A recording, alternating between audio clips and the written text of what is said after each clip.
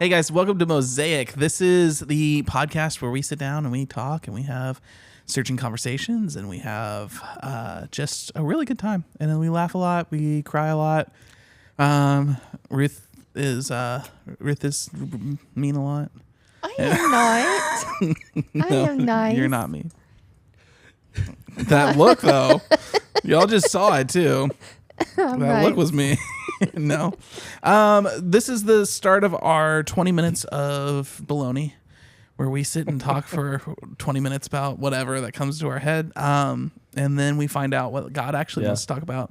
So if you guys, this is your first time joining our podcast, we premiere on YouTube at 6 p.m. And there's people down in the live chat right now. And they're also over here. And you can see them. And hey. They're hanging out and they're letting us know what they think of just everything that comes out of our mouths, and they give us input. We've had some really good input in the live chat in past episodes of people sharing like parts of their story, because this is a community. It's not just a podcast. We want you guys involved. We want you guys doing things because it's fun to do things together, as opposed to alone. And I have an eyelash that's like right in my eye, and I can see it. And every time, I hate that. You say like, ew? Yes. Yeah, You're human? I'm gross to Ruth. I told you she's mean. And you're a bully. I am not. I don't like it when you can see something. It's obstructing your eyesight. Yeah, exactly. And that's what I was doing, is distracting. That's what we're talking about today. Obstructions of the The eyesight. So if you guys are new, welcome. This is I don't even know how to describe this anymore, because I'm trying to use different verbiage than what we have used. You've said it twice already since you began. You say this is, and every time you go like that, I'm like, this is a story of people. It is a story of people. It's a story of figuring things out. I think that's the best way to. Well, mosaics are broken shards and broken pieces that are come together to become a beautiful piece of art. And that's what we're trying to find, we're trying to find art amongst the rubbish. Ooh. And there is rubbish the right word? I think it's rubbish, but rubbish. Rubbish. No, because I'm trying to combine two words. What's the rubble? Like if there was a bomb that dropped in the city and like destroyed a building, that would be the rubble. So I'm combining rubbish with rubble, which sounds like it would just be rubbish, but it's not. It came out weird. You have to say it with an accent too. What kind of accent? English, of course. They're the only people that say rubbish. Rubbish.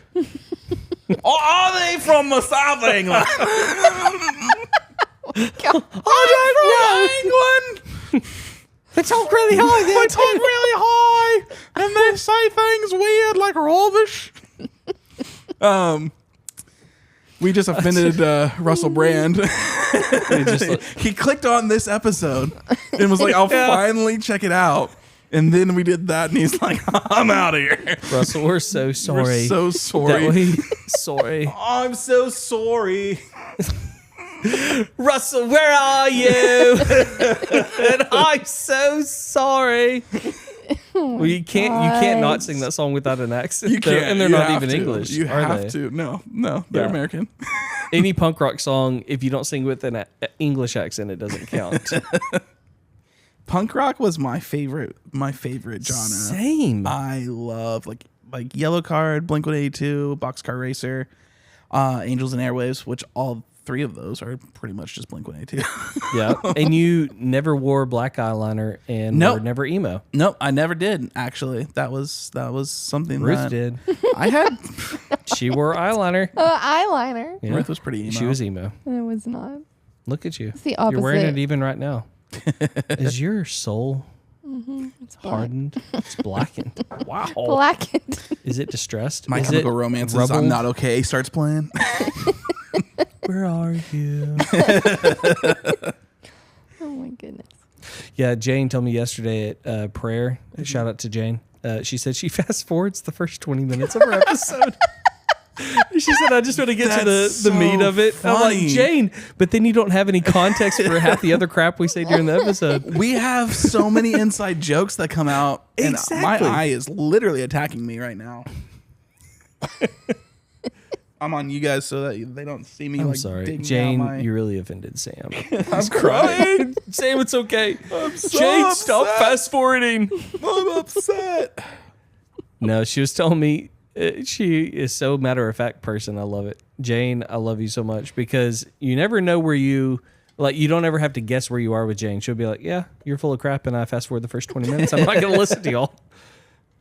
Which makes me think really our episodes are only like 40 minutes long. I mean, technically, when you look into it, I'm going to look like Here's crying. I'm just been crying.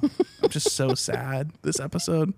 Because Like we're talking about first, punk like rock music. Jane's gonna miss the first part of it and be like, "Why is he crying?" Like, what? Wait, go back. See, it's a thing. No, I was just thinking about if you know how they play clips in church whenever people give like their sermons and they have like examples and stuff. They're like, check out this clip. I figured out that I would do it would be like 0.5 seconds because that's all I could play.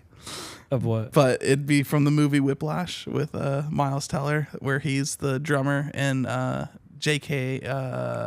Simmons is like the director, but he's like super abusive, like verbally, to his band. Have you ever seen I've never Whiplash? seen it. You're saying all these names. You're too. not I'm gonna just, get like, it lost. now. I probably won't. But there's a scene where he like makes him like he upsets him, and then he's like, say you're upset, and then he's like, I'm upset. He's like, say it again. He's like, I'm upset. and that would be the clip that I would use, because I'd say like, we need to all admit that we're upset. We're not okay, and that's okay to be upset it's okay to be upset as long as you admit it. as long And as that's you why do. I'm crying over here. He's admitting it. I'm admitting it so that people don't. This is a fun episode, guys. I'm so glad y'all could join us. I want to talk about a little bit of just what we value here on Mosaic, and that is we really value a atmosphere of just openness, I guess. An atmosphere of the Holy Spirit is what we try to cultivate. Authenticity. And before we even hit record, we did not have that. There was something in the air before we started, and we had to, that I just want to bring this to attention because I want you guys to know like how much we will not hit record if like the vibe is off. If the atmosphere is not correct, we literally won't hit record. We won't start an episode feeling a little funky, feeling a little out of it. And so we couldn't hit record because something was up with the camera. yeah, we had some technical issues glitches. again, and that's never a Kind fun of threw thing. us out of whack. Sam didn't like my singing. I sang a prayer to him in English, and he did not like it. So I was like, fine. And so we got in a fight about my prayer, and then we listened. Let me tell my story, Oh, was that and your then you story? can tell your Okay. story. Ruth, That was what so do you funny. think what was wrong? I don't know. I was just Exactly. tuning y'all out. Ruth was playing Catan over here. She's over here just like Jane. She's like, Y'all can I fast forward in Tell real us life? when we're ready to record. Yeah, when y'all ready to get y'all stuff together, then we'll record. I wasn't Oh dysregulated. my gosh. Well, Ruth, since you're not dysregulated, tell us about your week. How are you feeling this Been week? great. I'm employed. Ruth's employed. That's a great thing. Way to rub it in. He really is crying now. I'm sorry. I got the eyelash again. Just give me a second. It's been good. Bruce We're got a doing J.O.B. good. Yes, I did. with that attitude.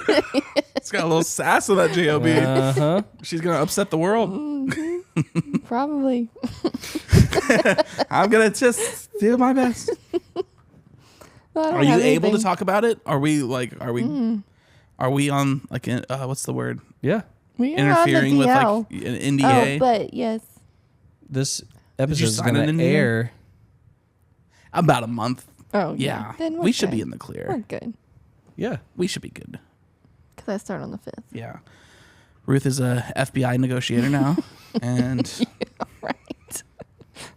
She just sits there and laughs at people till they give in. Just call me back when you get regulated. Because I'm I fine. don't have time for this.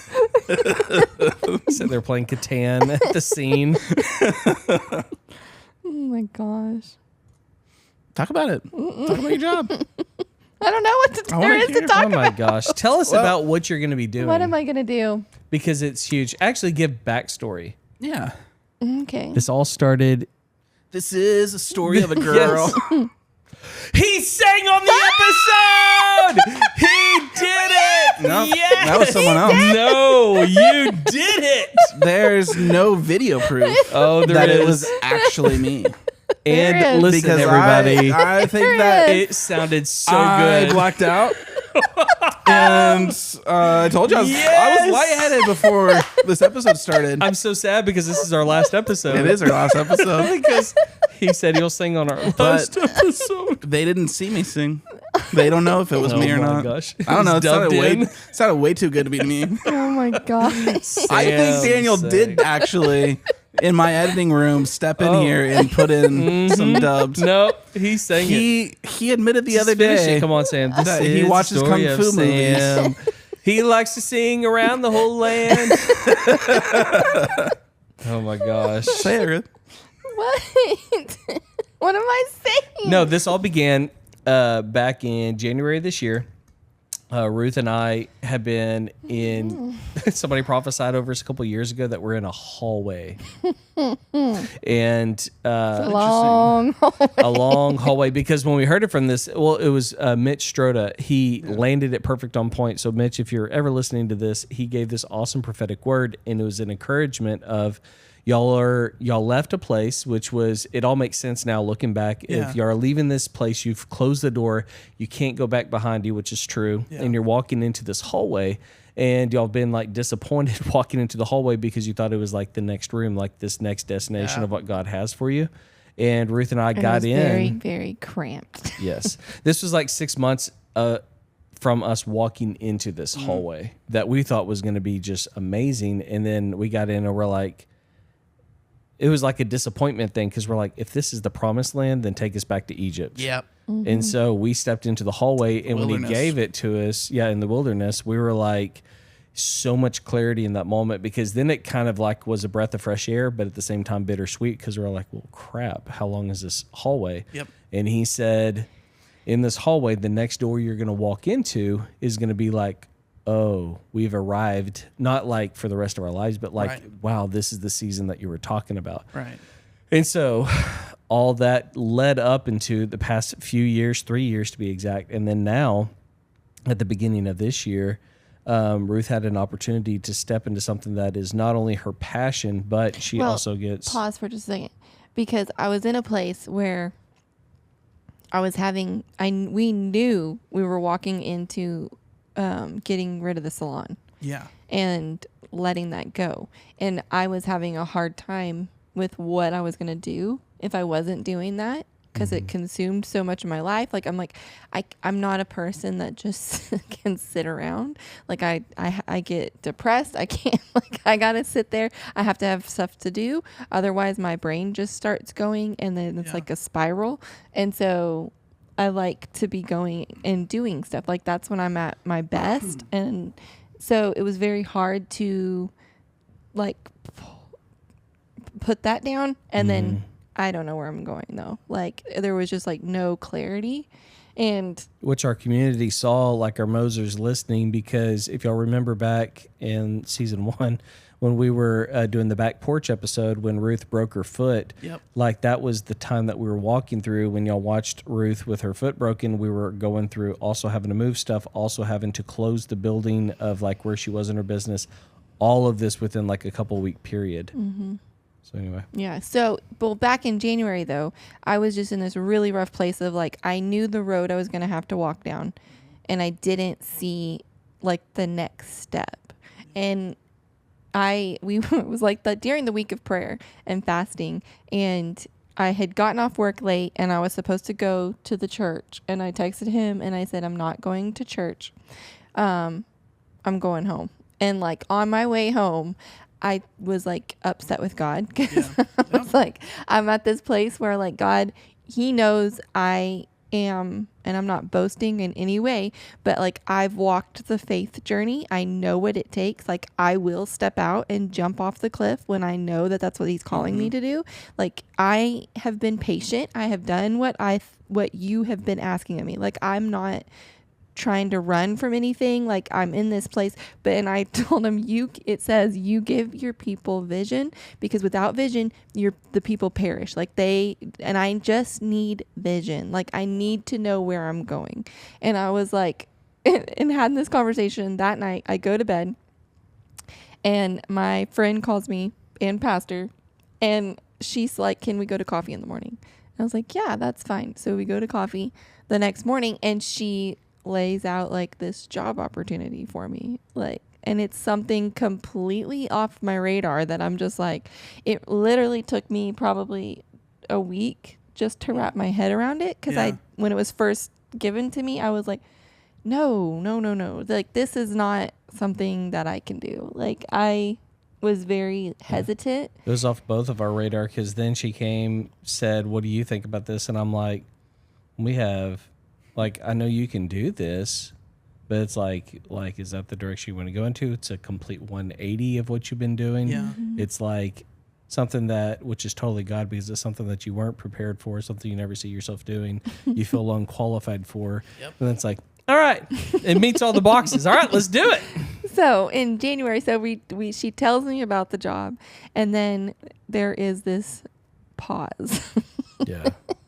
The pause. And that was the hard part, because they had things with their board that they were having to walk through. Yeah. And so it was, what is that, 6 months Yeah. that we... Because today, I mean, we're recording ahead of time of when this will air. We're at the end of July, and this has literally been 6 months of a waiting period from a giving of a vision and a promise of like, this is what you're going to go into. Yeah. Not only that, but also God giving deposits and stuff inside of Ruth's heart, dreams and things that she's starting to have for this business. And God's like, all right, now that I've given you the dream and the vision, we're going to wait 6 months and let this marinate. But God always kept reminding me, you asked for vision. Mm-hmm. And that's what I got, was vision. And I'm like, you're faithful. I know you're faithful. And I'm like, I just didn't think it's be like 6 months in between the vision and then when it's going. But that is, it's been extremely hard, but I've had peace, because I knew that this is something that he had put in front of me. Like it wasn't something I was seeking for or wanting even, but God saw other things. And when he started, so then when it was presented to me, I was like, I was able to get excited for it. We were able to like, okay, this could actually work. We could do this. So, last week I had my final interview with the board, and I got the job. Yeah. So, She was voted in, and now she is the director of the Living Alternatives here in Palestine, which is a nonprofit. Well, you talk about it. All the things they're involved in. They're involved in lots. It's just an organization that they provide when women get pregnant. They give them an ultrasound and hook them up with resources and counseling and diapers, wipes, formula, all of those things. And you can walk from, they take 0 to 3. So it's 3 years that we're able to plug in and talk inside of people's lives. That's awesome. And a huge emphasis on saving lives, babies' lives. Babies, yeah. Like this was probably a year or two ago. They came and visited our church and spoke, because they're connected up as far as like geographically in Palestine with our church. But they showed how many babies' lives were saved through just like this ministry, through counseling. And it was like, it was impactful, because the lady who came and spoke put babies' clothes on the back of chairs inside our auditorium. And like as people were coming into service, they're like, this is weird. But you saw all these baby clothes, and it was like per thing that she set out was how many lives they saved That year. like that year. Wow. How many babies were born because of that? It initiative. was undoing. When you saw it all, you're like, that is, one, it's amazing, but on the other side, how scary it is that that happened. Yep. That's how many lives they saved. That could have been murdered. Right. It's intense. Yeah. And now Ruth is a part of that. So I'm like head over heels because it's like, we were just talking 2 days ago. I was telling Ruth we're walking through Walmart. No, it was yesterday. We're going through Walmart and we're just like picking out some bins and stuff for the boys' toys. And I was like, it hasn't sank in yet because we've been in the hallway. Yep. For so And long. I think of like your grandparents' hallway. You got your thermostat, you got the hot water heater. Like you just been going through all these things. So it feels like we're still just kind of like looking at the stuff on the wall instead of finally getting to the front door and opening it. So what was playing in my head when you were talking about the hallway is the first hallway in Willy Wonka. Yeah. When they're walking through it, and then they're like, the room's shrinking. Yep. And it's like the longer that you walk down the Yes. hallway, the more uncomfortable y'all got. Yes. Mm-hmm. And then it's like you get to this door, and it's like, that's the door? Yeah. We can't fit through that door. I forgot about that part of the movie. And then the That is an excellent And then what happens? illustration. Then it's huge. It's the whole the door. whole wall Yeah. opens up, and they step into something they could not even fathom. Yeah. Was this room filled with riches and treats and sweets and the literal chocolate river, Yeah. like just beyond their wildest dreams. Yeah. Was behind this what looked like the smallest door known to man Yeah. that no one was going to be able to fit through. And so like that's what was playing as you guys were sharing like that experience was just like the, and I relate. I'm also in like a season where I'm like, okay, God, what's next? And what's coming in? I feel like I'm in a hallway, or I've always said I'm in a waiting room to go into another waiting room. Like that's how I've conveyed it. Yeah. Because it's like I don't even know what's coming, and I'm just waiting to find out what I don't know is coming, and then I have to wait for that to come. Like, and so waiting has been something that, for some reason, it's prominent in my life, and the Lord has always brought me into waiting rooms. But that's what I saw for you guys as you were sharing that, and so now that you're stepping into this new season, is there like fear? Is there anxiety, worry, stress? Is there excitement? Is there joy? Is there So there's moments of wonder? like fear, but it's like I combat that with God is like there's no denying his hand working in all of this. Like I could not have dreamed this up. I couldn't have put the pieces together like it's been put together. Like he's done it. And so there's just been this like peace with it. Like I'm gonna be, if I don't have what I need, God's gonna equip me with what I need, or put people around me to give me answers and things that I need to walk through this. I'm excited. I do have an excitement. I like him. I don't think it's like set in yet. I don't know. It's just like it feels like okay, we said yes, but there's no change yet in our lives, and so I haven't actually stepped into the position. So that's once I get there, it'll probably be different. But for right now, it's just like I'm just kind of trying to. Which another thing, like I start the week the kids go back to school. Yeah. And I already took off the next week because it's like I want to do something with the kids and like be intentional because they're about to go back to school. So I like blocked my schedule off from hair, and I'm like, that's gonna be my last week before I go into my new job. And like God already knew. Like I did that because of the kids, nothing to do with the job or anything. Yep. And just like it's like all of the details were taken care of. Yeah. So you're not doing hair anymore? I am. Okay. So You're gonna do both? Yeah. I'm going to cut down. I'm not taking any new clients. I'm only keeping my faithful ones that have been with me for years. The faithful ones. You've missed an appointment anytime soon. Sorry. You're Ruth cut off. can't see you for another couple of years. She's going to be busy. So I'm only taking them, and then I'll only be doing hair 1 or 2 days a week. So it's not going to be. It's not overwhelming. Mm-hmm. That's awesome. Yes. And I get to make my schedule. So it'll be good. So when you come into a place where you've gone through a season of waiting and now it's like you are loaded into the barrel and like it's happening, is there a relief of, or like, is there a literal breath? Like you just, I can breathe now. Is it like a weight's lifted? What's going through your brain or your body? It feels right now I'm just in disbelief. So just trying to like wrap my head around it.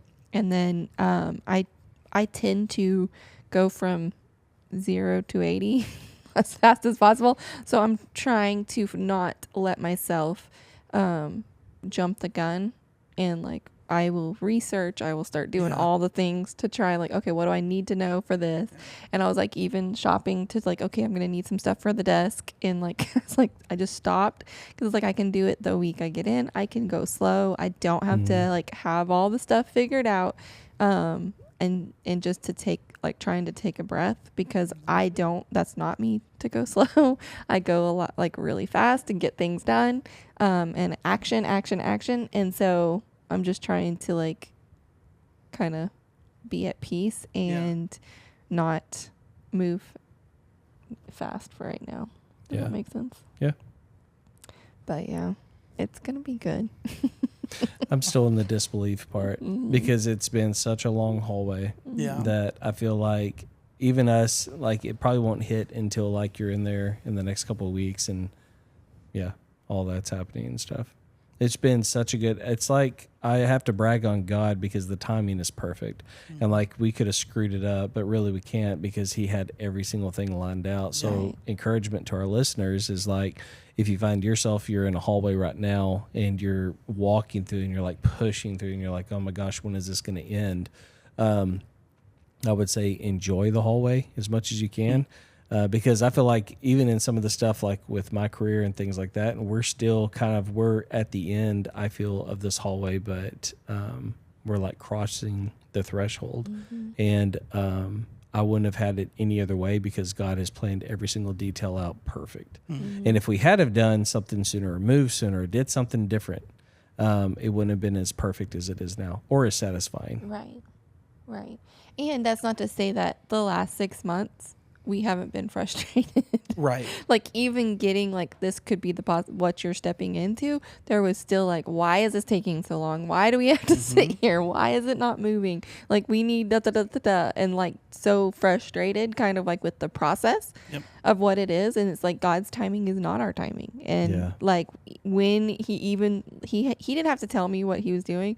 Like I could have this month found the job, but he was faithful to do it back in January. And I'm like, I'm going to sit here and patiently wait and give it to you. And God, thank you that this is what we're going towards. And if it doesn't turn out, like he's going to open something else and just trust. That trust is what you have to go off of like that. He's got my back. He knows what I need to do. And like, here's this waiting period. I don't know why we're having to wait 6 months, but God does. And he's doing stuff in our hearts. And it's all for his glory too. That's another aspect of it is like he's so good. He deserves all the glory. And for us to be walking through this process now that we're nearing the end, because like in our hearts, like we haven't seen the end yet. She hasn't even stepped into it. And things in our life are still chaotic right now. But both right now, I don't know how to explain it, but you may know the feeling like in our hearts, we can feel that there's a change in the season coming. Almost like a couple of days ago when we were in Tyler and it was like 97 to 99 outside and we're going through the parking lot and that storm came through and it went from 99, 98 in there to 71. And it was like within 5 minutes, a 20-degree change came and you're like, oh my gosh, it feels like we need to get our plaid out and start playing Christmas songs, because it was like you sense that change. And in our hearts right now, we're like, God, to you is all the glory for the stuff that we've walked through. And I think that that's special in a way because he's done all this because he deserves the glory. And then now after seeing all this, it's like all we want to do right now is just praise God. And it's like we're bubbly even on our faces because it's like, God, you are so faithful. You lined everything up. And then we just praise him. And then he's going to walk us through this next season. I don't know how long it is. Hopefully it'll last a long, long time. And then we'll just give him praise for the next hallway he takes us through, which will only be like 3 days for that hallway. In Jesus' name. I'm curious because I'm thinking about the hallway. I'm thinking about like the waiting season. And if I'm taking the enemy's strategy, this is how I see it play out, and how I've experienced in my own life. In the beginning parts of the hallway, the enemy wants you to believe it will never happen. Yeah. That this hallway never ends. It just keeps going on and on and on and on and on and on and on. And there's no escape. So like impending doom, hopelessness, that's usually what you can go through. Impatience and frustrations and all that. Yeah. As you get closer to the end of the hallway, I'm curious if this is how it was for you. Did you notice all of a sudden multiple doors opening up, or like opportunities, or really? I want to speak to that, because as you're talking about it, you've probably heard verbiage around like, if the enemy can't hold you back from your destiny, he'll push you so fast into your destiny. Yep. It's the same thing with the hallway, which is interesting, because if the enemy will do his very best to hold you back from knowing you're in a hallway. Yep. And then as soon as you find out you're in a hallway, then he pushes you so fast to try and get you out of it. And the reason I say that is because the enemy, until Mitch Stroda gave us that prophetic word, which was when we're about 6 months into we keep saying hallway, into this waiting season. Yep. When we were 6 months into this waiting season, we weren't aware that we were in a waiting season. We were just frustrated of, God, we thought this was the next season. Yeah. And so the enemy was trying to That's good. Cloud that and put a chaos and all this other stuff in front of it to let us not see that. So he was holding us back. Don't let them see that they're in a hallway, because as soon as we heard that prophetic word that we're in a hallway, hope came in, and we're like, oh, okay, this makes sense. And that was the other part. You think a door is opening for you to walk through. You walk through it, and there's like immediate disappointment. Like, what? This is not what I thought it was going to be. Like, I thought this and this and this, and like, wow, this is really hard. Like, this is way worse than we thought it was going to be. And then like the regret, like, maybe I missed it. Maybe I walked through this door and it wasn't supposed to be this one. And so that was where we were before this word came, that we were in this hallway. Yeah. And so, and that was what, like, that breath of fresh air, like, oh, thank God. Like, this is not where we're supposed to, this isn't a destination. Right. Yeah. Like, this is a thing that we're passing through. This is how we're going to get from one step to the next. And so we didn't understand how long it was going to take to get from that. And so just all of the unknown, it's extremely frustrating. It's like there were days where I would be down and he'd have to talk into me. And then there'd be days he's down and I'm having to remind him, we're in a hallway. Remember, this is not forever. This isn't where we're retiring. Like, this is not the end. Like, we are just passing through. And he's like, the door's never going to open. I'm like, it's going to open. And that's the other half where the enemy's pushing you. So once he tries to conceal it from you that you're in a hallway, and then once you get that hope, then he's like, okay, hope is a dangerous thing. Now I need to push them where they have to find, like what you're saying, any kind of open door to get you out of it.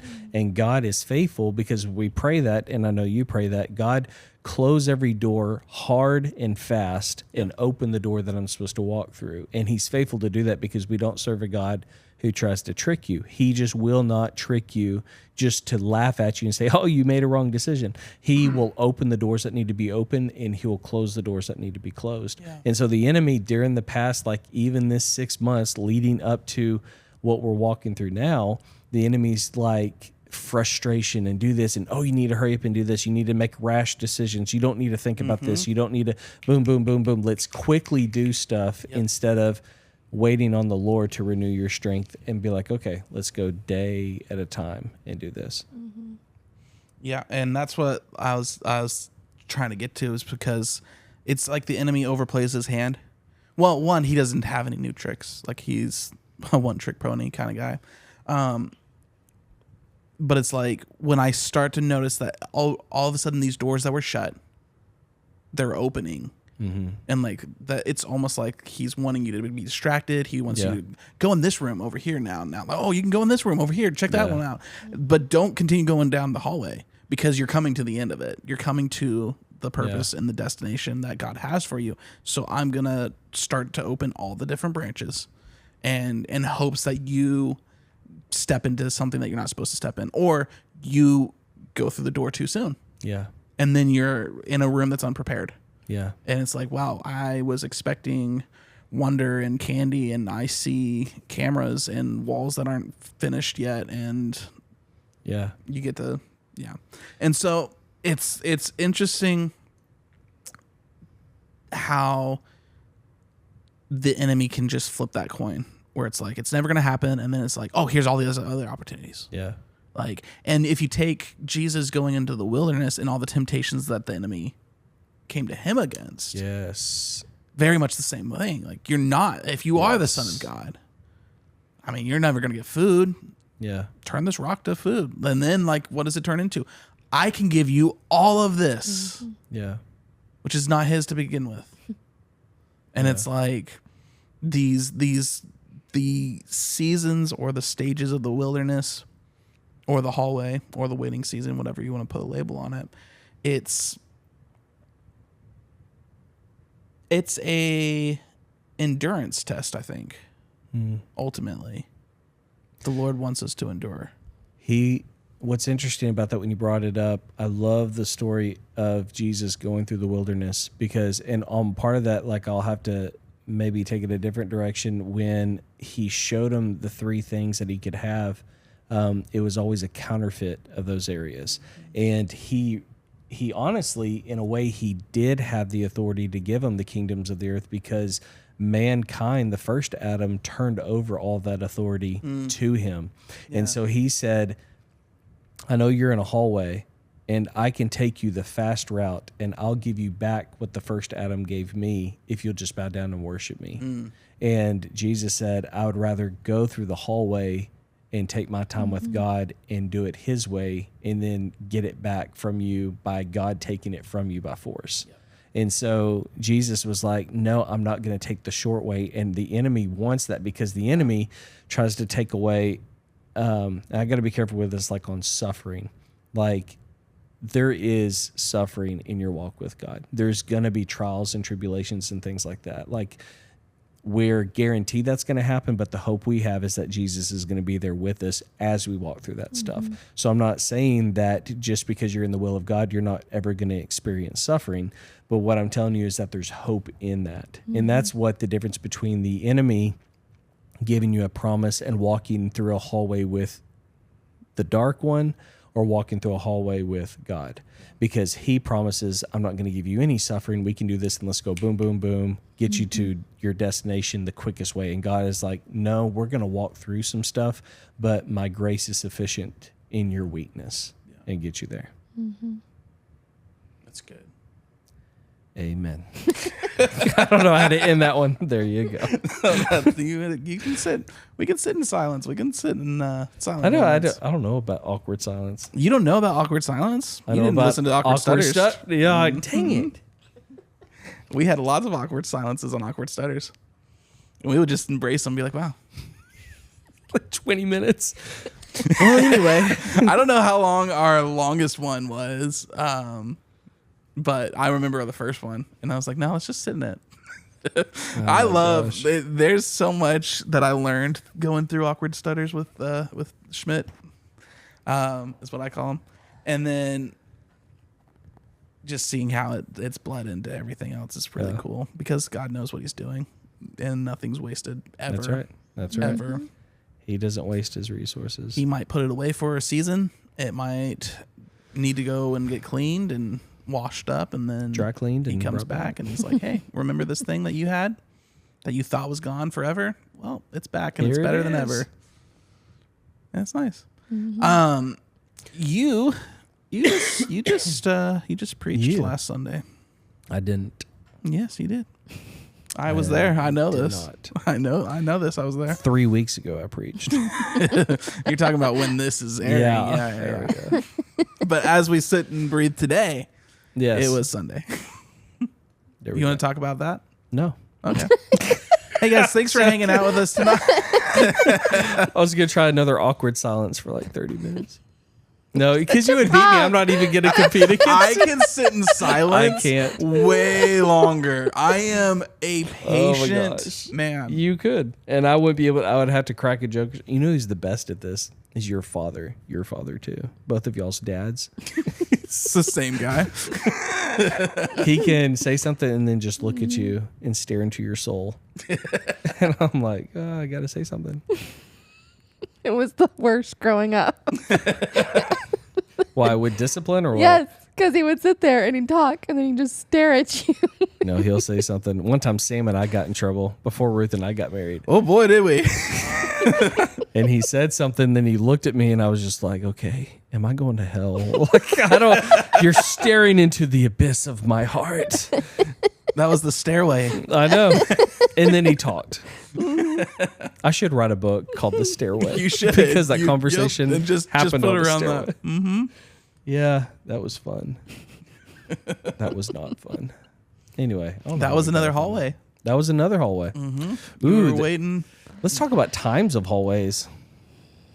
Or we can talk about Sunday, or we can talk about whatever y'all want to. No, I was going to say that's interesting because you hear it. Do we need to call someone? Yeah. The Holy Spirit is on it. Side rabbit trail we were just talking about before we started recording. The worst place for somebody to pass out or have a medical Like a seizure, episode or yeah. a seizure would be in a charismatic church. Because if you fall on the ground, they're going to leave you there and be like, oh, the Spirit's on them. They'll put a modesty blanket on you. You'll get a blanket, You'll get a and blanket. you'll be dead. So if you go to a charismatic Not with me church, around. tell I your called friend. an ambulance in church. Remember? When? That girl was seizing?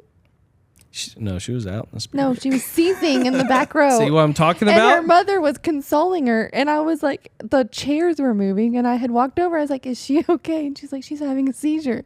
And I was like, okay, how long has she been having a seizure? 10 minutes. And I was like, and she's pregnant. I was like, I'm calling 911. Yep. Yeah. Wisdom. Oh my gosh. Yeah. It was bad. They were new and they had, like, we've never seen them since. Charismatic people. We got to get Did you better go- at that. We got to get it better at calling 911. Yeah, it was bad. Yes, there are seasons where it's like, hey, the Holy Spirit's moving and it's powerful. And then Yes. there's medical issues. Then there's medical and there's issues. medical issues that deserve Oh, medical solutions. Your blood sugar's low. Okay. Yeah. Well, we have peppermints now. They're not just for breath. Peppermints and prayer. Here you go. All right, sorry about the rabbit trail. No, okay, so times of seasons. When you said that, I was like, ooh, that's true, because that was about a year and a couple of months season of when, talk about Ruth's and my testimony, which we'll share one day on the show, of a long story, but there was a hallway that we went through and everybody experienced, because my brother, you, like parents, like everybody, and then God brought us back together. That was not a fun season. But same thing, giving glory to God, I would not trade that 1 year and 2 months or 3 months for anything because of the things that God did. And now this 3.5, 4 year season we're in right now, really 6 year season. The hallway's been about 3 years. Anyway, I'm talking about hallways, like the thing we just walk through and are almost at the end of that we can feel in our hearts is about 3 years. And then that hallway was about a year. So I don't know where I'm going with this, except the hallways you're in, one could be a month and one could be 10 years. God has you in a hallway. It's the difference of Abraham taking his son on a 3-day journey to sacrifice him. That feels like a million years because you know you're going to have to kill this promise that you had, all the way to if it took them 2 hours to get there, it still would have been just as painful. I don't have the accurate statistic of this. Just say it. But if you were to charter from where the Israelites left Egypt to the quote unquote promised land, I think it was like a 6-day journey. Yeah, something short. It was really short. Yeah. 40 years? Yep. Sometimes that hallway is a lot longer than we think it is. Sometimes it's Ooh. spiritually longer, Wow. supernaturally longer. That's what I was going to try to say. Where it's like, it should only take me Yeah. 4 minutes to get there. But that took 2 hours? And I'm curious as to what nutrients you guys have gotten through this hallway. Real quick, when you said that, maybe we'll go toward the nutrient side, because we did an episode on here that we said it's not about you, and that's one of my favorite episodes in season 1. But when we did that episode, we think so much of everything relies on me as a person and instead of God. And when you said that 40 years, I thought, well, had they just humbled and followed God and did all these things, it could have been that 6-day journey. But then I was like, but God had to work some things out of them and then let their children enter the land.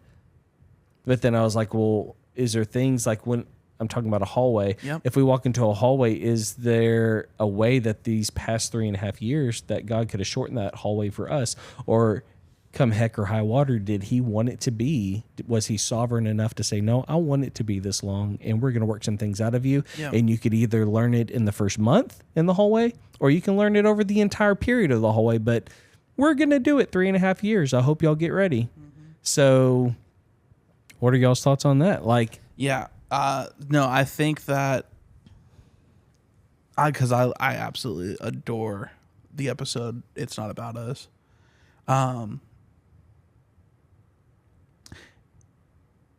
Time is one of my favorite topics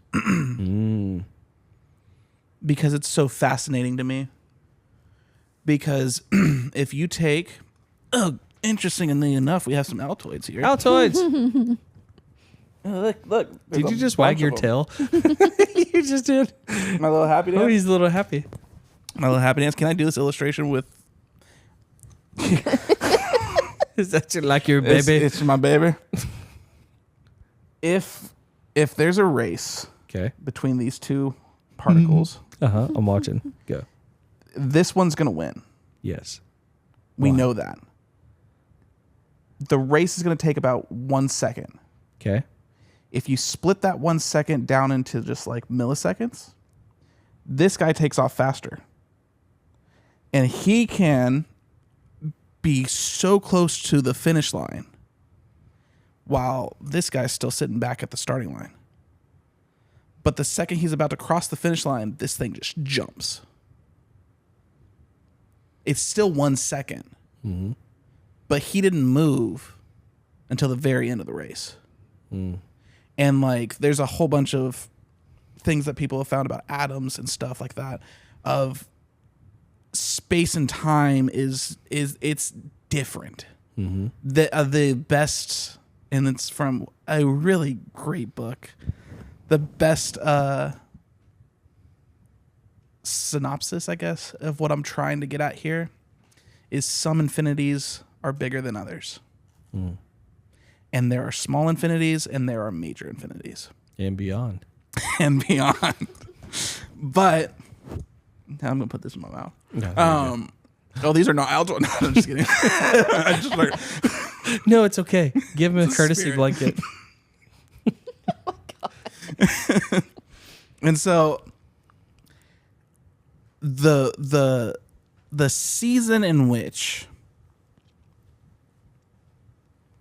I think it comes down to our expectations. Because God could say, it's going to take 6 months, and then you're going to be there. Cool. Now you have a ticking clock. Now you're chilling. Bro. But the closer it gets to 6 months, you could be 5 months and 13 days in and nothing's happened. And you're like, God, you said 6 months. We are at the end of this thing and there's nothing. Yeah, that's good. And so our expectations can weigh us down in it. Our expectations can start to steal the nutrients away from us. I think he ultimately, like, God's going to do what needs to be done. Like, he already knows what's happening. We can prolong and make it more sufferable because we're like, oh, cool. You give me a 6 month clock, I bet you get it done in 5. Like, that's usually how our brains work, right? Yeah. It's like, now I have a challenge, but it's not about us. Yeah. And it's about us. It's the paradox of it. And it's like, this is for you. That's what we got to in the episode, I believe, this is for you. It's not about you. That's so good. God is doing something in you. He's not doing something because of you. Yeah. And so when we're in this positioning where it's like, okay, God, I'm going through this process. I'm going through this procedure. And I want to help you. He invites us to partner with him in it, which is just he's such a loving God because of that. Yeah. Like, what surgeon says, hey, you want to actually cut yourself open here? I want to give you the opportunity. If you want to take the scalpel, you can go ahead and slice here. That's where it needs to get cut. If you don't want to do it, I'll do it. But I'm wanting you to partner with me in it. And it's like to lay on a surgical table and let Holy Spirit slice into you and start to remove the things that are causing issues in your body, that are just causing blockage, causing whatever. It's extremely painful. It's extremely vulnerable. It's extremely... relinquishing control. You just said it Yes. there. It's very vulnerable. Yeah. Yeah. As you're saying that, I'm thinking about, and I think we've touched on that on this show concerning 9 months of child development. Yep. Like, what right person in their right mind would say, let's hurry up and speed up child development, because it takes time. Yeah, you partner with God by bringing the sperm and the egg together, but then you've got to wait. It takes a while for an ear to form and for a nose to take shape and all these things that God is doing inside the womb. And we are so quick to be like, but I think we can do it in 7 months. And it's like, well, the last 2 months we're working on ear canals and things like that you're going to need in your life. Let's not speed up the process. I feel as you're saying all these things, what I'm hearing is there's an idol in my life, or has been in my life and in people's lives, that idol is time.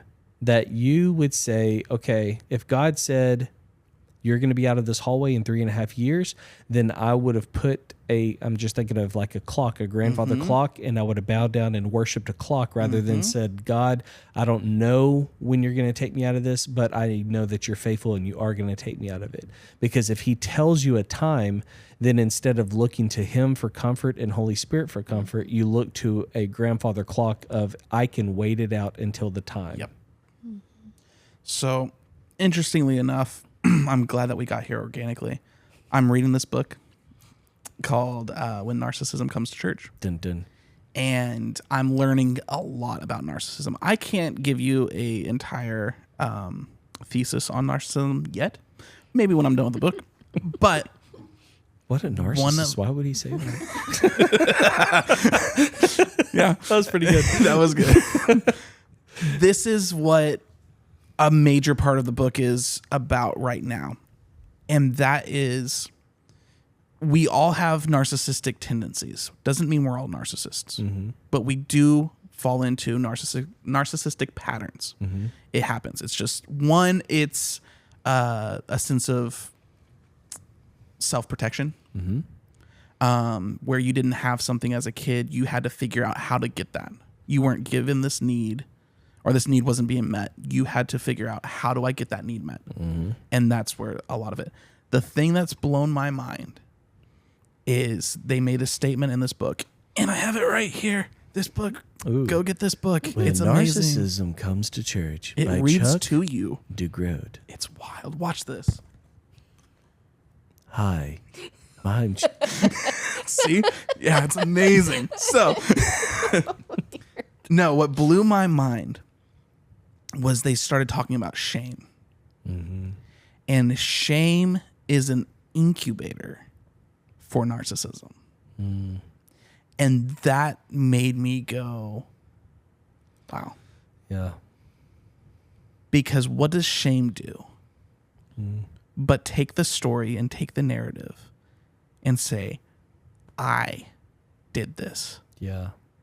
I caused this. I fell. And that's one, like, and ultimately, I'm only a few chapters into this book, but like, ultimately, like, that's what I'm the revelation of when I go to church, what am I thinking about? I'm going to atone. I'm going to like encounter God. The narcissism is that it starts with I. Yeah, that's good. And so like the shame thing was huge for me because I've dealt with a lot of shame in my life. And to sit there and see like, oh, that's an incubator for this. Because what does the enemy want but to take my eyes off of what God's actually doing and put it on myself? Yeah. Whether I think it's a failure, or I think that it's a shortcoming. That's good. I am no longer thinking of God, what's your purpose in this? So good, man. And so these hallways that we're talking about and this conversation that we're having, what if you're meant to fail? What if God set you up for a failure here? Because it's going to take that failure. Edison had to fail at making a light bulb to get to the where he finally made it. Mm-hmm. But he found the perspective where the situation and the scenarios are the same exact things across the board. Mm-hmm. I didn't make a light bulb here. Mm-hmm. Rather than say I failed here, I figured out what didn't work. That's good. But I needed to not know. I needed it to not work. Mm-hmm. Otherwise, how do I know it's working properly? Yeah.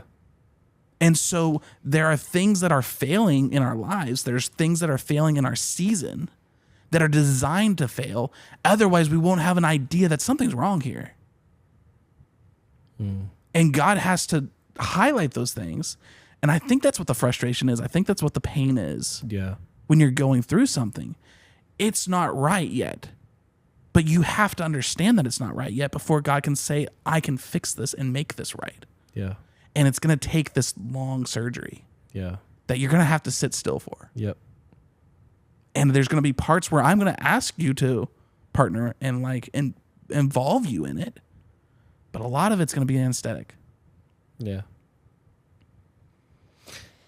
Some things about God is I've found he likes to take the scenic route. Yeah.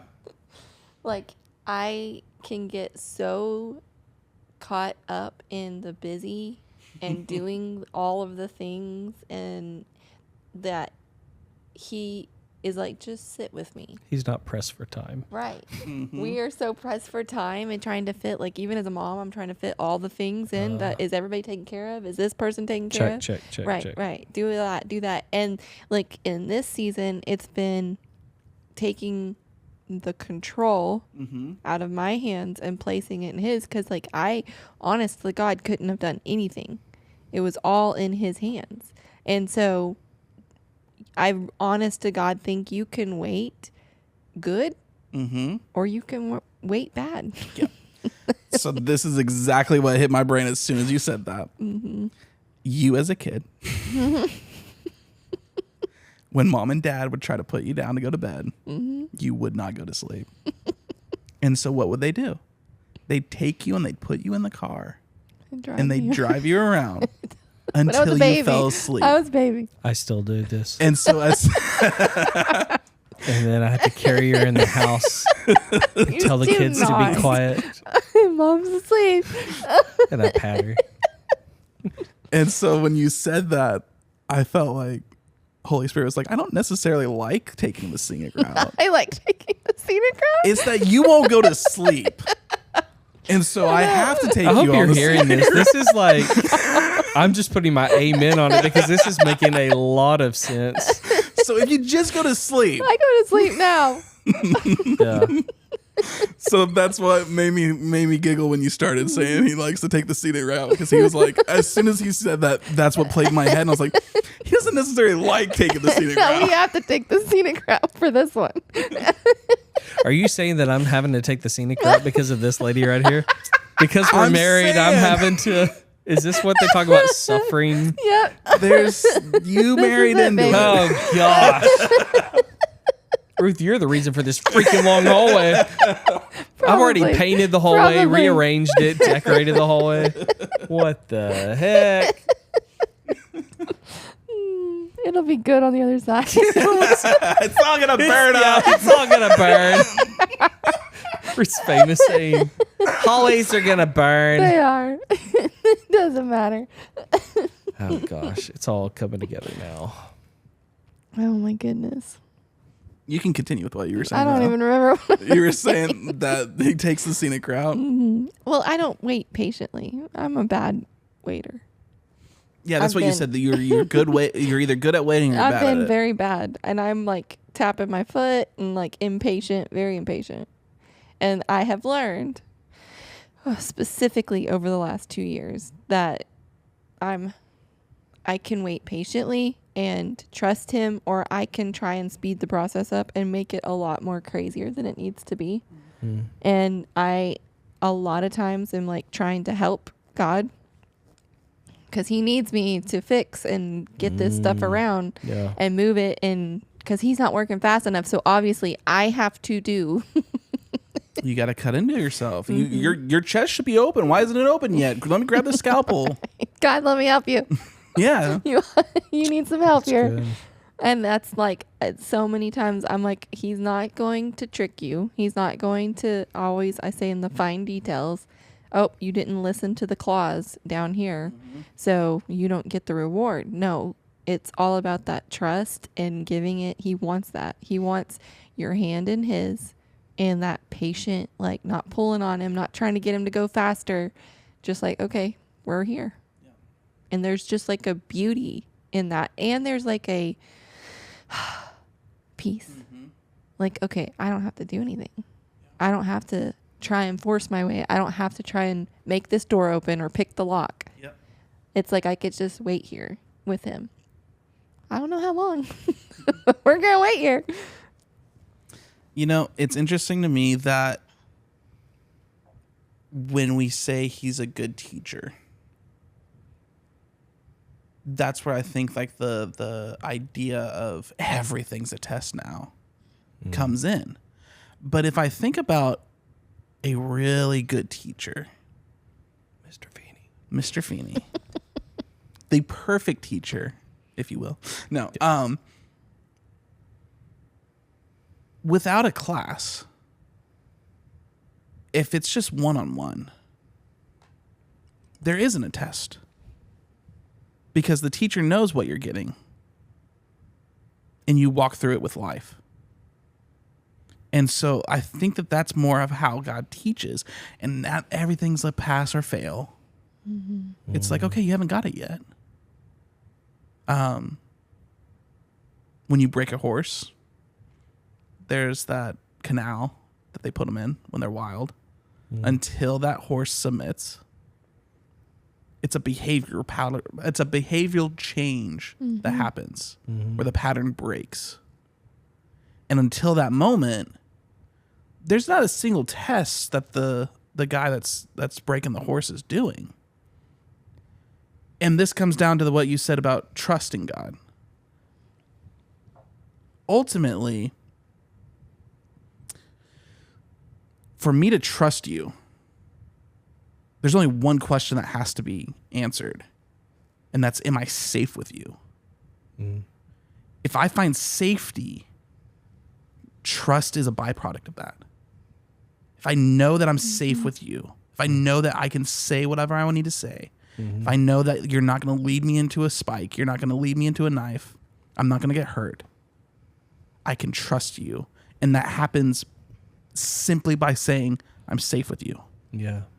If you're having trouble trusting God, I think you need to ask yourself, what is it about God that makes you feel unsafe? And really dig into that question. Say, what is it that makes me feel unsafe? Is it the fact that you're calling me to a place that I've never been? Calling me into a position that I've never been into before? One that I feel unqualified. Now I'm going to start to not trust as much because I don't feel safe in it. This is unknown. Step out of the boat. This boat is safety. What do you mean? There's just water out there. Yeah. That's where the faith comes in. Yeah. And so it's like, you have to do these self-checks and see, like, I can't just say now, I'm having a hard time trusting God. I understand now that the dynamics, I understand the wiring in it. Oh, my trust is unplugged. Well, Is it safe to plug it in? Mm-hmm. Let me check the power routing. Let me check the voltage going to this outlet. Oh, it's good. Well, I can just plug it in then. Mm. But if it's not good, where is it not good? Yeah. Because I promise you, it's not in him. It's in us. Yeah. And so the unsafety, and maybe there's a valid reason. Maybe something happened in your life. Yeah. And there's good reason for you to feel unsafe. But this is the guy saying, hey, to this horse, there's a whole nother world out there beyond this canal or corral. If you trust me here, Mm-hmm. I'm going to lead you to a place where you can get food. I'm going to lead you to a place where you can sleep. I can lead you to a place where you're even safer there than you are here. Yeah. You have to also define what safety is for you, because you can, like you consider Paul or anybody, any of the other disciples, even John, who wasn't one of the ones who was martyred, but he had boiling tar poured over him and all this other stuff. But they felt safe. Paul was safe and he had his head cut off. So just because Sam is saying that you're safe doesn't mean that you may not be martyred one day for your faith. It doesn't mean that God's not going to call you to go through a hallway or a season where you're like, this sucks. Man, I did not know I was going to lose that loved one. I didn't know I was going to have to walk through this. I mean, is this what safety is to you, God? He's not trying to make you the best version of yourself. He's trying to make you to look like his son, because that's what you're called to. It's no longer you who live, but Jesus lives inside of you. You have died, and now you're beginning to look like Jesus Christ. And so when we define safety and talking about trust, because you're right, safety is that, or trust is a byproduct of feeling safe. It's, God, what do you say is safe? And he's saying, me, I'm the vine, you're the branch. Let me flow through you in every little aspect, and let you find your identity in me. Let me show you what it means to be taken care of and have grace and peace and all these things. And then you begin to be like what Paul was. I'm in the middle of a prison. I know I'm going to be executed, but I'm the most safe person that I ever have in my life. And God, I trust you for letting me stay in this prison, because I know you're going to take care of me.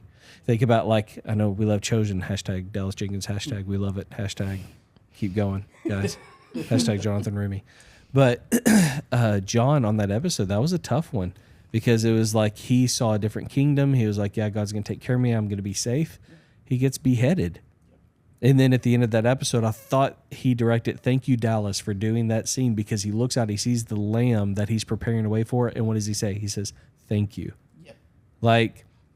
Until y'all and me and Ruth and Sam, until we can get to a place that we can be in the middle of persecution and say thank you, then I've got some stuff inside my heart I've got to work on. Mm-hmm. It's not about us. We got to take us out of it. We got to take the I out of it. That's what I see time and time again, dude. If the enemy gets us to look at ourselves, how is this affecting my life? Rather than the ripple of what this is going to cause. John saw the ripple. He saw that this needed to happen. Mm-hmm. And I'm really trying not to sound, what is it where you fall in love with your captor? Like your doomsday, like you want to be that. Because you addressed this on a couple episodes back. You don't have to flip over. I was just going to say, you said that, you said something about martyrdom, and I can't remember. It was 4 episodes ago, and you painted such a good picture. I was like, yeah, that's right. Because you're so many people are going after, I want to be a martyr, be a martyr, be a martyr. Instead the romanticism of the it. romanticism instead of, God, I want your perfect plan. Yes. Oh, man, your perfect plan for me is to be a martyr. Yes. Okay. And so that part is what I want to hit on here, is because John knew that he needed to die. Yeah. and was thankful that the God of the universe trusted him with that. To say, who's not going to look at themselves in this? That's good. Who's going to see that this domino needs to fall so that it makes the way? And that was John's whole thing. Prepare the way. Whew. Bro, you're And- opening a huge... And it's like, we have to not look at us. And that's what this book has been doing for me, dude. I want to go to church. Not for me anymore. Yeah, that's so good. Like, I want to go because I know that's where he's at. That's right. I know that's where he's moving. And I want to be there. I don't want him to fix something in my life. I don't want him to correct something that I've wronged. I don't want him to do. It's not about me anymore, dude. I want to partner with whatever domino needs to fall next.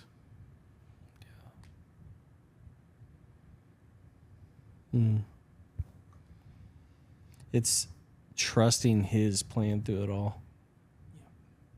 Because like you were saying, I mean, just in the context of going to church service, like, what would it be like? Because I know God is everywhere. He's in this room right now. Obviously, I feel the presence of God with just our conversation going back and forth.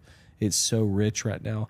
But I wonder what it would be like in the church, specifically in America, if we went to go like it was designed for brothers to meet with brothers and celebrate what God's doing, rather than let me go and God, you work on my shame because I feel like a crap ball trying to come into service and I'm not worthy to talk to you, instead of coming boldly before the throne of grace and being, God, I need your mercy and I need your grace, and I'm going to celebrate with my brothers here, praise your name together corporately. Like, the church in America would flip biscuits, like, if that happened, instead of narcissism. Yes. I should say Consumerism. consumerism and narcissism. Because you're just wanting to consume. Give it to me. Give it to me more, more, more. It's about me. Mm-hmm. I'm coming here for me and what's going on so I can go out there. Mm-hmm. Like, I've got to get what I've got to get. And it's like, that's, if we could come to church and like just partner with him and what he's doing and what he's calling us to do. What's that Justin Timberlake movie where they had the they're About Time. About Time. That's what we've treated the church like. Let me come and get my time thing, because if I can't make it until next Sunday, and then beep, beep, beep, and then as soon as church at 10 o'clock on Sunday hits, I'm down to like 15 seconds, and then we get a recharge. Yep. Like I'm going to die. Instead of coming in as a billionaire with time all the way up your arm. Yep. I'm kicking that dead horse to death, but like, that's what the picture I got in my head is, like, we come into church to get time so we don't die. And it's like, instead of coming in full of grace and hope because of what he did out there, let's share it to the people that are coming in who really need to hear God. If we truly understood eternal life. Come on. If we truly understood, we're already seated Yeah. with him. Yeah. We would look at time completely different. Because we do have an abundance of time. Yeah. That and I had you read a little bit of the story. The myth that narcissism comes out of is a story of a guy who's surrounded by love, but feels unworthy enough that he doesn't let it touch him, and it doesn't let him have his heart until he sees his own reflection. And so narcissism, and I love that you were getting there, is an issue of feeling unworthy. And it perfectly describes the Western church as a congregation that comes to church because we feel unworthy. And we need to correct something, or we want God to correct something in our lives. Ultimately, we're trying to do it. Yeah. I'm going to sing this song. I'm going to enter into his presence. let's just invite him. Let's have him come to us. Yeah. Because ultimately, like you said, he's in this room right now. Yeah. We are surrounded by his love. We don't let it touch us. Unless we're in a building that has a steeple or pews and a platform. Yeah. Unless there's music playing. Because we don't feel like we can in our car. We don't feel like we can when we're laying in bed. We can't feel God's presence. We can't allow him to work on us while we're at work. What would we do differently? I know exactly where your brain went. Because freedom isn't free. I'm so sorry I messed that up. No, dude. you're fine, dude. But what would we do? What is wrong with you? I'm sorry. Keep going. You're in such a good vein. Just forgive me. Shut my mic off. No, I love it. I'm here for it. Don't If say we it again. genuinely understood, Yeah. we're not running out of time. We're not.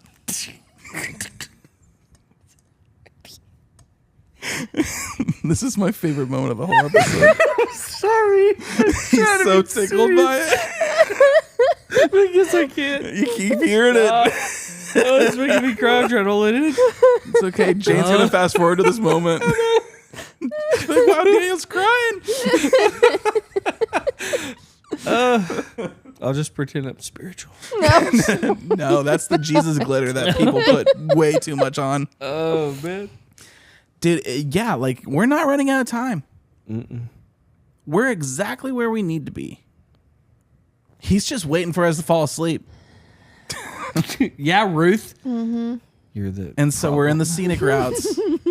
We're in the hallways. We're in the wait for it's. Ruth nailed it when she said a while ago, you can either wait good or you can wait bad. How would it look if you're 2 months into your pregnancy and you're tapping your foot and you go sit up at the physician's office and you're like, okay, I'm ready. I'm ready. Get it Let's get out. this thing going. Or we perform the C-section ourselves. Ooh. And then you have to wait anyway. Whether your baby's in the NICU. 2 months it wouldn't survive. Okay, Ruth, we're doing some illustrations here. There's Sorry. been breakthroughs in medical. Not that much. Youngest one I've ever delivered, 23 weeks. Wow. They look like squirrels. Aw. You know how big you are at 23 weeks, people? Wow. Not that big. And the little tiny. And then, okay, so here's another thing. Man, we're going medical. When you are that young, they do it. It's called MinStim, minimal stimulation. You do not touch, talk, anything. Quiet. There's a light on them. Keep them warm. They're intubated. Really not supposed to talk to them. Nothing, and it's because they're in their mother's womb still. And To stimulate it like it's their womb, the When- womb still. when we were at Baylor, I had to arrange my time with the nurse, with PT, with everybody to go in there, and we'd be like, okay, 1, 2, 3. We would open it up. I would do my respiratory stuff while they're doing draws and all this other stuff. Boom, boom, boom, boom, boom. Close it, and then everybody back off. And it's because when you rush things like that, and a baby is not designed to come out that early, you still have to wait. But at that point, it's even more serious, and everybody has to back off. So what if it's not actually a hallway, but we're in a womb? Oh, man. Ruth's choking herself with a cord over here. Umbilical cord. Hashtag Micaiah. And it's because we have to be isolated in this season. Yeah. We can't be overstimulated. We have to go through the simulation because we're still in the womb. Yeah.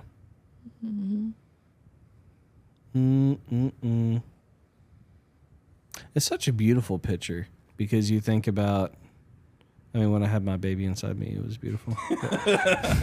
No, but I mean, speak to it, Ruth. Like the mother's nutrients, everything that God has you. I mean, if you look at, because here we go, I can already feel the naysayers. Holy Spirit, the mother side of God, like has you in her womb and holding you in this place of like, we need to develop you until you can get to this season of your life. And if you move away from that, you're moving away from the nutrients of the mother. Mm-hmm. You're moving away from something that you weren't designed to move away from. In the weirdest foreshadowing, what was my first question that still hasn't been answered? On what? This When episode? I said, what are the nutrients that you guys got through this season? I got some nutrients for you. I didn't get asked that question. Roll it back. Go back to the very today? beginning. Do it. Oh, Literally. Because we were talking about the hallway, not knowing that we were going to get to the symbolism of it's actually a womb. I said, what are the nutrients that you guys got during this season? oh, He's faithful no matter what. Mm-hmm. I asked my dad that at the campfire 2 years ago. We're all sitting around, and I was like, it's kind of dark, but I was like, Dad, if you don't make it this year. But no, I was like, I could die tomorrow. I could die today. Yeah. I could die right now, and you throw a courtesy blanket on me. okay. But No. I asked him, I said, Dad, what is one thing you would want to tell us if you passed away this year? And he said, God is faithful. That's all he said. I asked that same question when we had a men's thing, and they said, or it was the pastor's thing with MVI, and they said, love well, just love people. Mm-hmm. And second thing that came out, I think it was Juan Carlos who said this. He said, love people, and God is faithful. And it's like, if you get to the end of life, I'm not saying my dad or Juan Carlos or anybody else is at the end of life, but when you hear men inside your life that have perfect music for this. I was going to say, why'd you cut that off? I know, I should have left it going. Left it go. When you have men inside your life telling you this is what really matters, that God is faithful, and then now Ruth and I are experiencing it this year, that's the nutrients that you're talking about. We've been able to see, even though this time is so abrasive and just is like, it's God, you're still faithful through every part of it. Yeah. Because you think about all the good things, like my brother coming to live with us in Palestine, like God taking care of us, like practically, financially, like God, even like the children of Israel, while they're in the wilderness, even their clothes didn't wear out, and like how God has sustained our health these past 3.5 years. Like, come on. Like stuff you can't just like even make up. God's taking care of us. The faithfulness of God. It's almost as if he's saying, when he says, I am faithful, I'm safe. Mm-hmm. You're safe here. That's really good.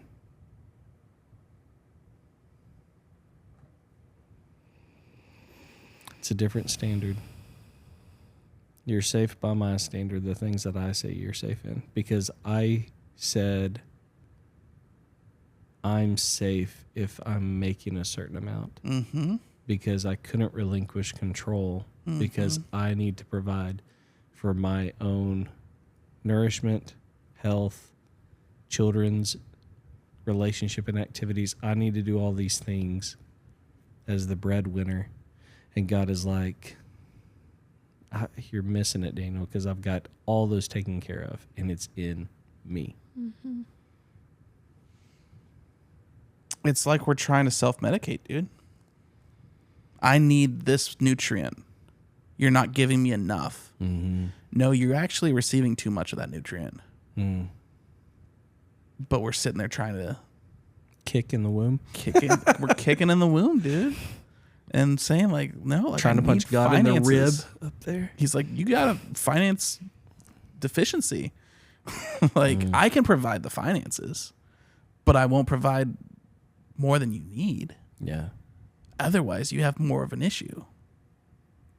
Because then it goes back, it's like the seesaw effect. Like if God doesn't waste anything, like if he gives you too much of something, then you flip gears and you're like, oh, then I don't have to rely on you because you gave me money. Instead of, God, I need my daily bread. Dude, in my first marriage, when I was going through my first divorce, sat down and the Lord showed me that my core belief for years was if I could just get married, everything would be okay. Mm-hmm. The underlined sentence in that statement is, in marriage, I can find happiness without God. Yeah. I idolized marriage. Mm. And I wanted it more than I wanted God. Mm. And he had to show it to me. Yeah. When you are trying in your power to make things happen, you are saying, I can do this without God. Yeah. And he's just wanting us to fall asleep so that he can do it with us. Yes. Not without us. We're still included. He still wants to spend time with you. He doesn't want to do it for you. But we're sitting there fighting him, saying, I can do it without you. And it's not true, man. It's like the, I was thinking when you're saying that he wants to do it with you, remember Dr. Dolittle 1 when he has the tiger on the table and he's inside the back of his skull and he's like, okay, is there relief there or is there relief there? And it's like, God is the great physician. He knows what he's doing, but he's like, all right, now can you see what I'm talking about? All right, that wasn't right. Okay, there's pain there. We're doing this. Oh, now there's breakthrough. But some of us want to be that stinking lion and jump off of the table. If you haven't seen Dr. Dolittle, then you have no idea what I'm talking about. Ruth? You hit a low. Are you good? I think she's got a pull string. That's one of her phrases. I don't have anything. I don't have anything. Yeah. And then nugget. No. I'm trying not to fall asleep. Oh my gosh. I think the Lord wants you to fall asleep. What have we been saying this whole episode? Yeah, I know. I Ruth? think I need to go to sleep. I'll go drive you around here in a little bit. I'm dragging today. Sorry. She's been playing too much Catan. No, I haven't. I got up too early for no reason. You need some coffee. I've had some coffee. This morning she was tossing and turning and kicked me. And so I like turn over and I put my hand on her head to like pray for her like this. She like throws up. What are you doing? Stop. I thought I was like trying to murder her or something. What is wrong with you? I was like, I'm trying to pray for you. And I was putting my hand on your head like this. You woke me up. And then she like left. I was like, well, finally I can go to sleep. So. Yeah. I don't like getting up early. So I have like an inner clock. It just like ticks on. And I have to wake up.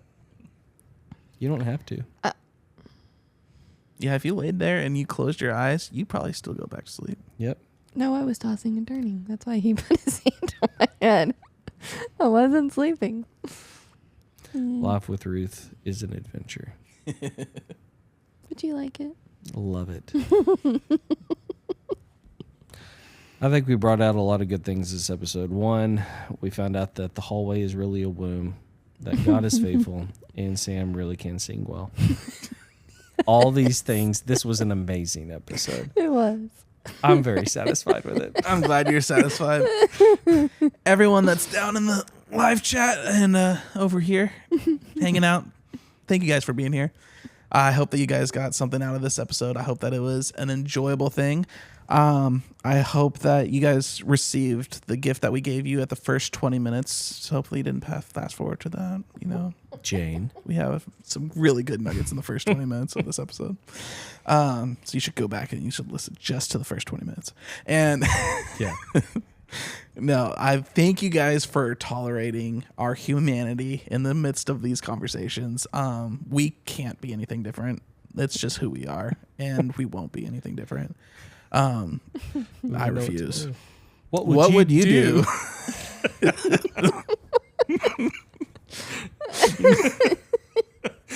Oh my gosh. We have the worst references ever on our show. It's really wild, but it's so great. It was such a good Holy Ghost moment. And I was just like, what would you do? You were asked to give up your freedom. Oh, that's terrible. Oh, man. If you guys know, you know. So until the next episode, Have a good one.